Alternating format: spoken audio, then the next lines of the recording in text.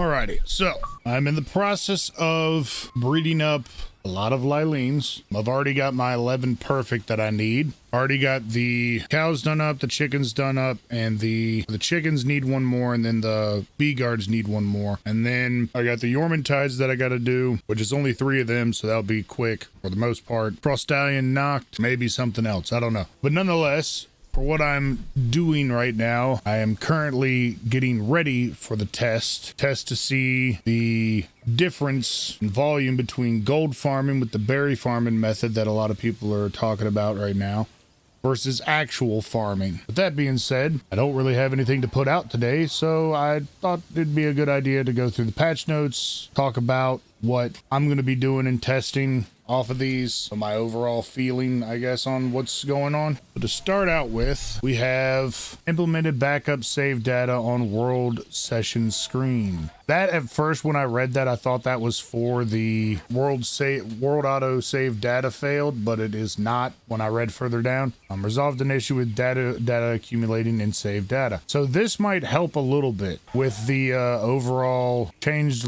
long press option during player task to allow continuous work by pressing the work button once. This is switchable in the options. This is good. I'm happy with this. Hopefully this works out with the incubation as well, because this wore out my X button on my other controller. Fixing issues where riders in prohibited hunting areas would not result in a crime. So I imagine that this right here is specifically for the sanctuary areas. This means, I think, that as soon as you touch, like, not even touch foot over there, but as soon as you start attacking something, the cops are going to get on you. Pretty sure that's been confirmed. It's been a day or so since it's been out on PC. It's still not implemented on Xbox. Change specifications so that when a PAL instructed to attack aggressively, the PAL will attack enemies indiscriminately, even if they are not in combat. So that's good. This is a good little change right here. If you want them to attack aggressively and just raffle stomp a whole field without getting into combat, then this is good. This could actually mean also with the daydreams specifically that you could run through and run amok on bosses and not have to be in combat, and they probably will react a little bit more consistently, which would be good. Corrected an issue to allow PALs of rank 1 or higher selected as concentrated material, higher ranked PALs. So this means here, from what I think has actually been confirmed as well, if you have like a 1-star or 2-star PAL that you accidentally condense, like in the milkshake machine, then that actually means that it will account for the ones that you had in that one, instead of just counting as one. So if you have 4 invested into it, then I think it counts as 5 with the 1 included. So if you have 16, then that'd be 17. If you have the 32, then that would be 33. You had the 64, or if you have it all the way up, then it'll count as 116. So if you have like a fully maxed out animal, then I guess you could concentrate it into the other animal and it would max it out immediately. So that's good. Bug fixes if a large amount of experience points were gained and the level increased to 50 at once, pals would not learn active skills. I was actually wondering about this because with me having a higher XP gain on stuff and the animals getting to a higher level quicker, this happened quite often with my stuff. So good. They fixed that. Nice. Mitigated an issue when using Masanda's partner skill, Grenadier Panda, on a dungeon boss would cause the boss to get stuck in the wall. I wonder if that's with all explosives. One thing that I don't know if a lot of people know this, if you want to one-shot a boss and you have a PAL with Blizzard Spike, I think it is, then you can literally take Blizzard Spike them to freeze them and then take and shoot a rocket at them, and it will cram them up into the ceiling or make them fly up into the air really, really high, and they will die in 1 hit essentially, or 2 hits technically. And that goes for any of the bosses as well. Added measures to prevent the issue where base PALs would wander around and get stuck at borders of the base area.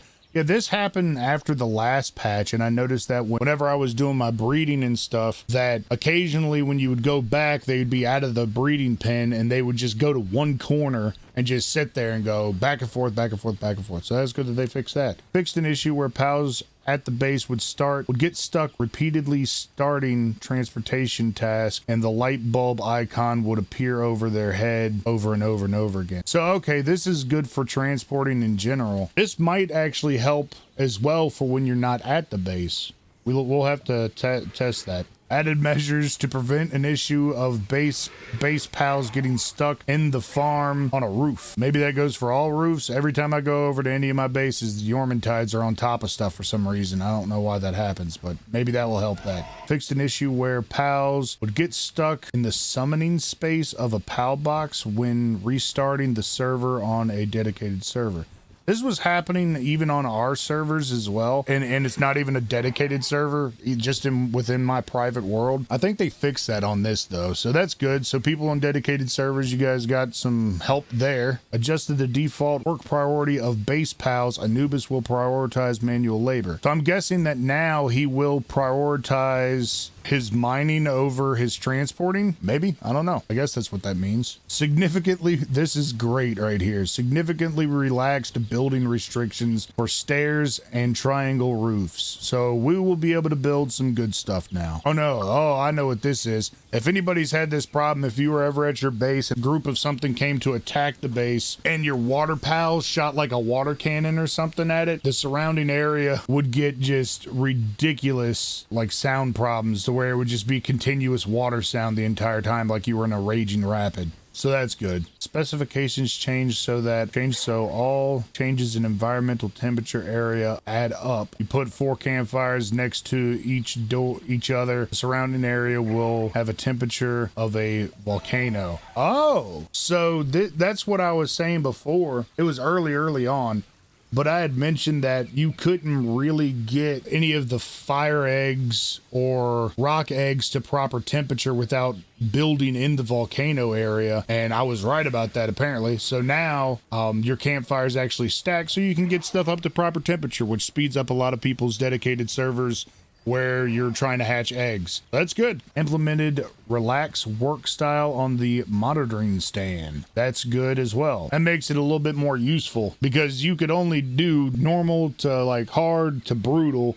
You couldn't ever just tell them to like chill out or anything. So that could help out a lot if you're someone to use that. I really want to actually run a test on the monitoring stand to see if doing a lot of the sanity depletion preventative traits or passive skills would actually help with using that in particular monitoring stand. Like if you could crank it up to the hardest setting and them not get hurt or crazy or sick or anything like that. So we're definitely going to test something with that. Significantly strengthening the mining power of Dig Toys' partner skill. This we're going to have to test, definitely. Somebody asked me in a comment earlier yesterday if I was going to retest Dig Toys. Definitely, especially after seeing that in particular note. So we'll have to test this partner skill as well. Who knows when they're going to actually update the Xbox. So if I get done with the at least beginning part of this, then I will try to test the Dig Toys' partner skill prior. But this also does not specify that his overall mining power for when he's doing automation mining was increased. So we'll test it. We'll retest him regardless, and we'll test his partner skill as well. They might actually be doing some good stuff. Fix the abnormally high selling price of nails. GG, y'all. That's a good thing, because it was broken. When I messed with it a little bit, I noticed of how broken it was. Like 2 nails sold for like $300 and some. The fact that they fixed that, because you could literally just do that constantly and sell nails and buy everything and not even have any problem, especially with like not even a high respawn rate. The normal respawn rate of metal, you could continuously do that and just have Anubis make the nails, and then with the captured merchant, then you could take and sell those like no problem. Significantly increase the number of police who appear when a crime is committed. Yeah, it was only 3 on the low end. I wonder what that is increased to. That we'll have to check that out. Added electric shock effect to the Free Pal Alliance crossbow. Okay, interesting. Adjusted the flight distance of sphere launcher and shatter sphere launcher, or scatter sphere launcher. Well, I'll say this, the scatter sphere launcher had decent distance, but it uses a lot of spheres, so it's kind of was pointless, because you're not, even with the PAL appearance rate turned up to a decent amount, it really didn't cover what you were trying to do with it. But I'll tell you right now, the sphere launcher in general was crap. Like, you could throw it further than this thing could launch it. So, and it's inaccurate. Like, where your target is, it like shot to the left of it quite a bit. So maybe they fix that as well.